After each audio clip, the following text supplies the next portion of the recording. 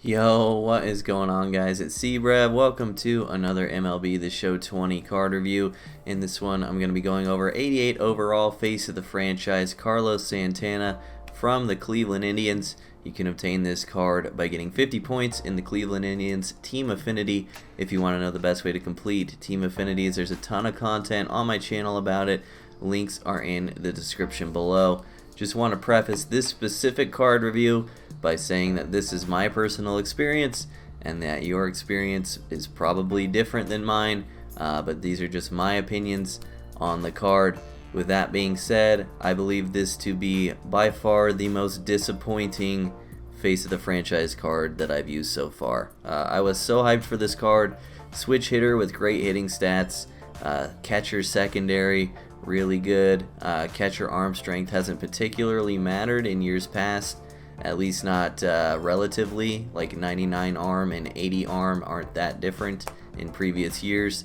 Was really hyped for this card, and he just did not play well at all for me. Let's start with the plate. So hitting the ball, I don't know what it is. I had this problem with Finest Yasmani Grandal last year too, and people told me they had a different experience.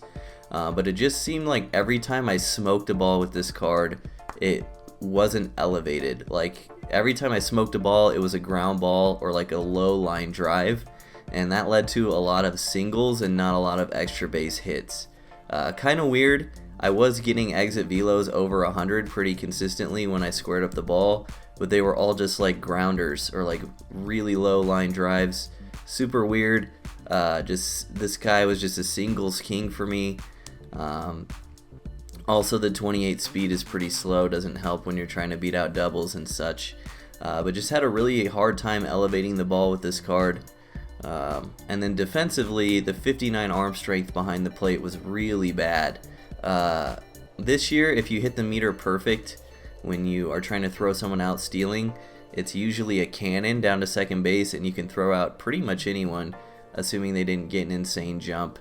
With this card, it was quite the opposite. He literally, I think I had a game where I hit 3 perfect inputs on throws to second base, like within the span of 2 innings, and my opponent got in safely on all 3 of them with guys with like 80 speed. So obviously we knew this going in. He's not a defensive catcher.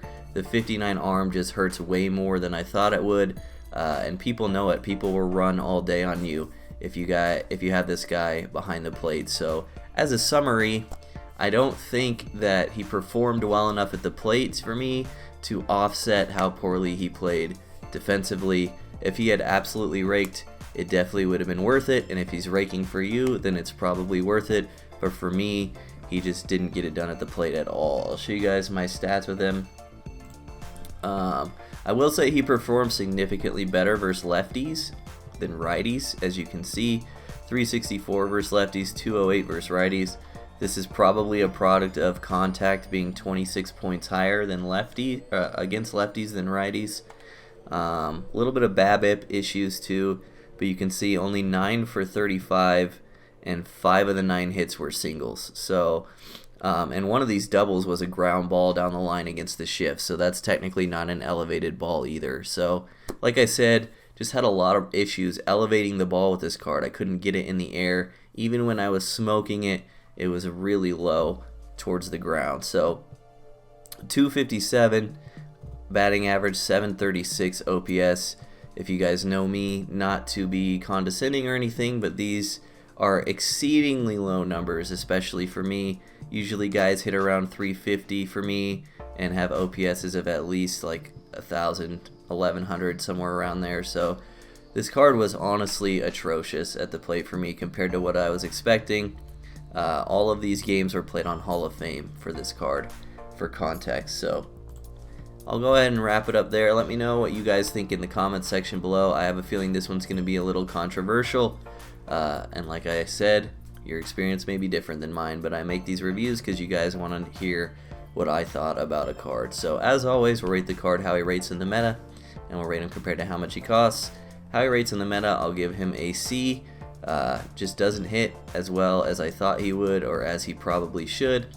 And for the price, it's kind of hard to say with Showdown.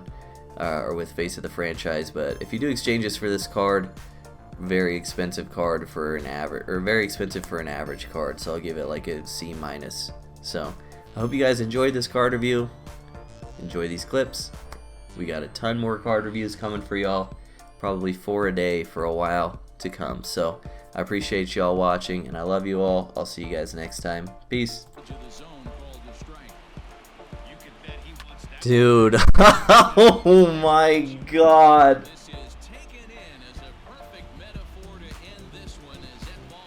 My intestines are in pain right now. Get down. What? Perfect liner, and they all ran, and he caught it. They auto ran. Best drunk stream of all time. Can I possibly butcher that joke any worse? Carlos! Fucking wrecked. Oh my God, I'm literally... How am I not rank 1? First base. Scott, that's right. It's not that hard, Scott. I thought that was going to be the line out tag.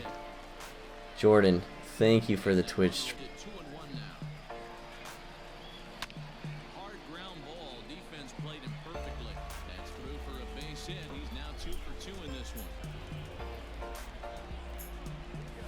Santana got a hold of one. Let's go. Off the garage of energy. I don't care what fucking era he played in. There we go, Santana.